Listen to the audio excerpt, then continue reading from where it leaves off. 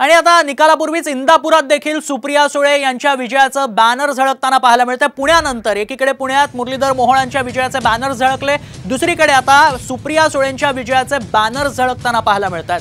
निकालाआधीच सुळेंच्या विजयाचे बॅनर झळकताना पाहायला मिळाले। बॅनरमधनं सुप्रिया सुळेंचं अभिनंदन करण्यात येतंय। खरं तर सगळ्यात हाय व्होल्टेज असं सामना बारामतीमध्ये रंगलेला आहे आणि पूर्ण देशाचं लक्ष हे बारामतीकडे असणार आहे। त्यातच आता विजयाचे बॅनर झळकतात, त्यामुळे दुसरीकडे आणखी कोणाचे बॅनर विजयाचे झळकतात हे पाहणं महत्त्वाचं असणार आहे। इंदापुरात सुप्रिया सुळे यांच्या विजयाचे बॅनर झळकलेत।